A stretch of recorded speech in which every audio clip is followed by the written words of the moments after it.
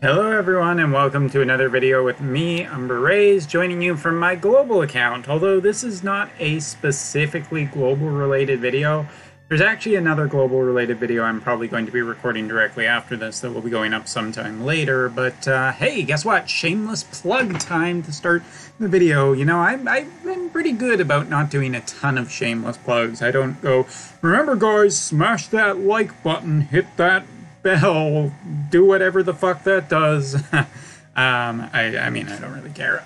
And I never really look that much at likes, although it is a useful metric sometimes for me telling whether or not people like it. But other than that, I try not to feed trolls too much. Not that there's a ton of trolls anymore. I fixed that. Anyway, let's talk about the news I actually want to talk about, which is the fact that I recorded my video a little bit earlier about my early impressions about the two brand new units here on the JP side. But hey, guess what? Wotv Calc is actually really on the ball this time. So I do want to talk a few things about some missing numbers that I was missing from the video, so I can talk a little bit more. So first of all, Esherell. All right, Esherell, which sounds a lot like the word Becherel, which is a French-related thing. But anyway, continuing on, her TMR does give a factor of 30, so it's a 30 increase for 3 turns to all allies off her TMR in terms of accuracy. That's pretty good overall. In terms of her resistance, damage resistance 15% to spears, 10% to shooting, minus 10% to strike. So strike is dangerous, but there aren't many strike units yet, and we don't know if Tifa's ever coming at this point. So moving on. Continuing on, looking at a lot of her abilities, the slash is an increase by her buff to other units and herself that increases slash attack. So increase slash by 40 for 3 turns and defense penetration by 20.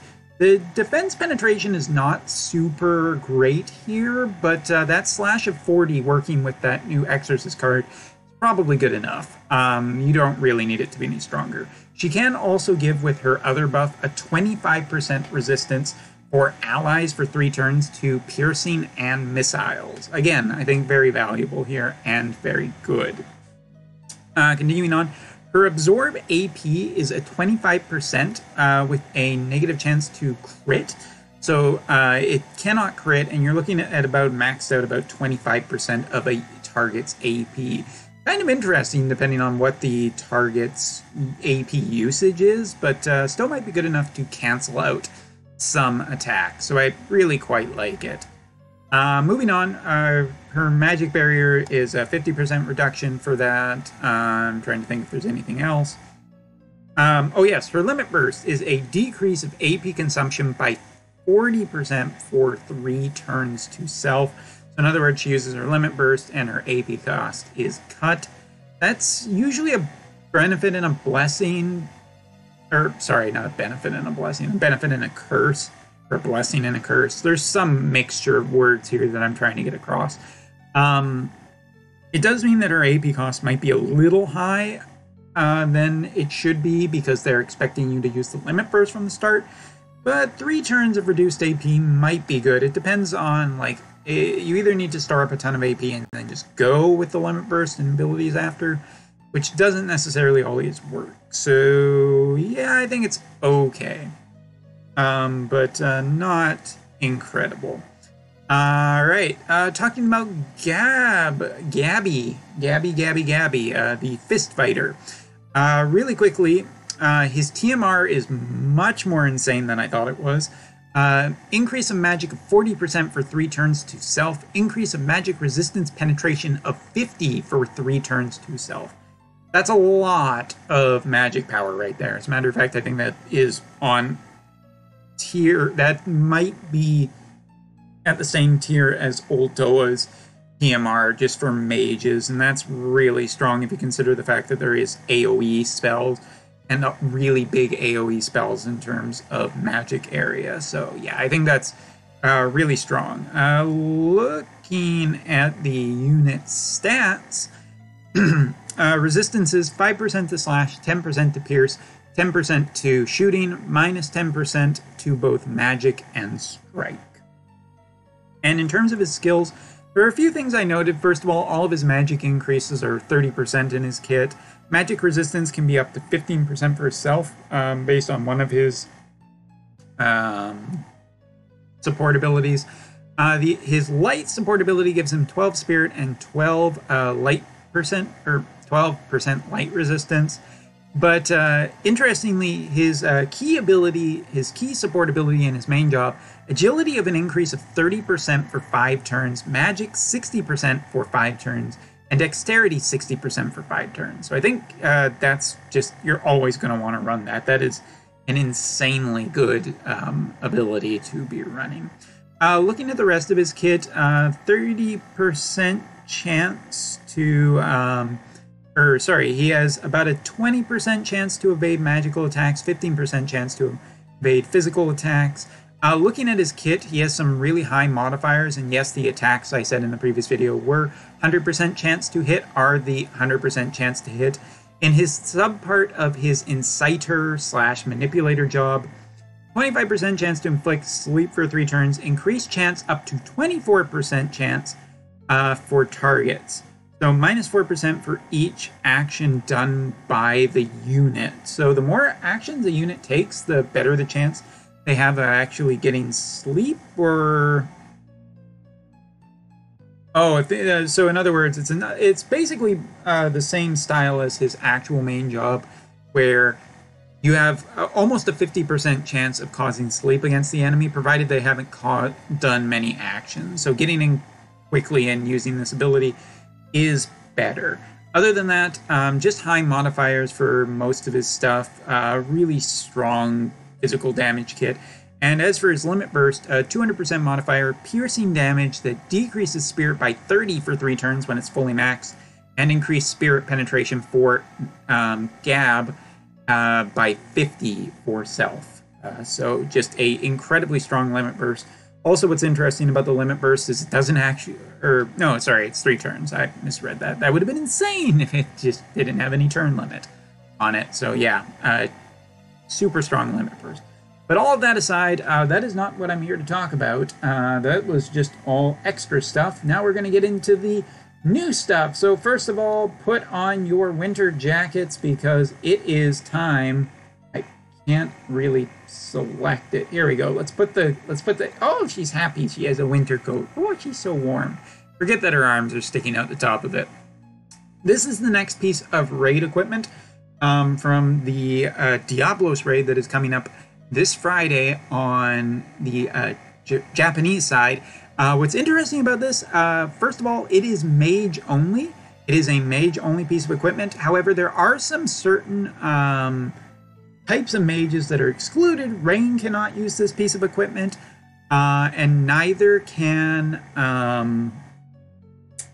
Owlet or Halloween Raryu, which is an interesting bit of exclusion. I wonder if that's because how powerful this piece of equipment is. But anyway, it is a +5, increases magic by 30% when it is a fully maxed. So this is an incredible piece of UR gear for mages, and I gotta say, besides just wanting to fit it on her better, and then she puts her arms up. Of course she does that. Thanks. In general, it's just a pretty strong piece of equipment. Vitality will have 690 points of HP. Shield version will have 9 spirit, 8 defense, and barrier will have 18 spirit and 4 defense. So going to be, I think out of all the pieces of equipment, this thing is just insane, especially if you're really all in on mages. But we also have, from the Datamined, a couple of new vision cards that will be coming to the game next week on the Japanese side. So let's take a look at that. First of all, a brand new character increase vision card. This is specifically for these 2 units. I think it'll probably be a little bit more impactful for Seymour because he's, I feel like, a slightly better chance to come out. Party effect is increased slash attack. However, the unit effects is increased magic resistance, but also the thing that it's giving both of these characters is an increased attack by a total of, I think, a total of 50%. when fully maxed out and fully increased, so that could be really interesting with these characters since they are physical damage dealers. Also a total of 20 defense penetration. Don't think it's going to outpace a lot of the DPS we currently have, but Seymour, I think, is going to come out of this really good with this vision card. It should be noted for people who are about to raise your pitchforks that, guess what? These cards, the first card was free, basically. You got it from logging in, I think, and doing either a bingo board or a quest. And we'll see what this one is. But so far, these cards seem to be just being given to the players. So that's great. That's good news. And then you just have to kind of get the shards, which, you know, given this month that vision cards might get some improvements in how we get character shards. No, that's in the barracks and leveling them. Oh well. Either way, the first copy is given, and I think that's plenty. That's pretty generous. All right. But that is not the pièce de résistance. Today we have this, which, first of all, I want to go out of my way in saying that this is quite possibly one of the most beautiful artworks I've ever seen on a vision card. This is just absolutely insane. I think that the color palette, the design, the blue and white and gold here just looks absolutely incredible. So this is, first of all, getting my award for quite possibly the best looking vision card of the entire year. And for anyone who is, so the title of this card is Visionary Star Reading. And for those of you who already picked up on it, yes, the helmet is a dead giveaway. This is Ramada, which is pretty interesting. It is a primarily attack-based, well, it is only a attack-based card.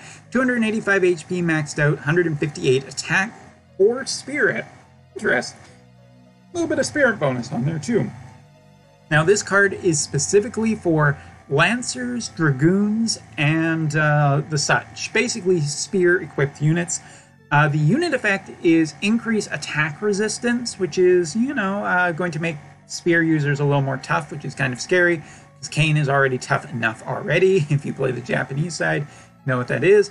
Party effect is quite the humdinger, though, if I can say that, and I can. Party effects increase attack, which I do believe by maxed out is a total of 35%, but it also gives a total of 35% AP generation for the entire party. This vision card is incredibly strong, especially for spear units. It can only be equipped by spear units, but for Glassy fans, for Kane fans, for any unit that's going to be using a spear now or in the future, this card is insane. And it also has just a high amount of attack and AP generation. But that's not all. It also has this is another one of the vision card ability cards. So in other words, it does have an attack on it as well.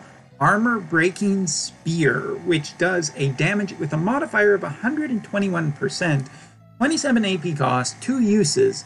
That's not the interesting part. First of all, it is AoE in the spreader style pattern, so it's like 1, then 2, then or 1, then 3, then 5 on the way out. So it has a chance of catching a lot of units in it, which is interesting. But it decreases defense by 25 for 3 turns to the target.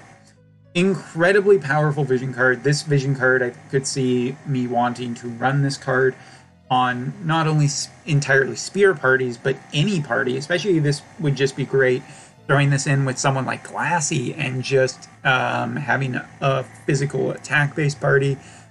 This card is insane. I think this card is absolutely the most powerful spear card in the entire game, and just beautiful to boot. So can't say that I'm not interested in this vision card.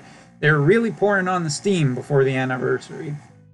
So yeah, that's just a little bit of a hint of everything that's coming. We got a little bit lucky because apparently they've put all this data in the game in Wotv Calc. All the guys who run Wotv Calc, thank you so much for giving us an early look at this to see that there is some pretty incredible stuff for the month of November for mages, for spears, for swords, and who knows what else is coming. Oh man, it's probably going to be a collaboration. And here's the run. Before I end this, there's a reason why I'm so dead set on the fact that Anniversary is going to announce a collaboration. One, they've kind of hinted that they are working on the next collaboration. Second of all, even if the stuff before a collaboration is good, doesn't matter because it's a collaboration. In other words, people will be kind of excited to get it anyway. But last but not least, I just think it's about time that JP did have it. So anyway, tell me, are you excited about these vision cards? Do you like the artwork? Do you like the stuff? But either way, pretty just good time right now. It was a dry spell in October, but we're getting flooded so far in November. And there was probably a better way to say that. Anyway, thanks for watching. Take care.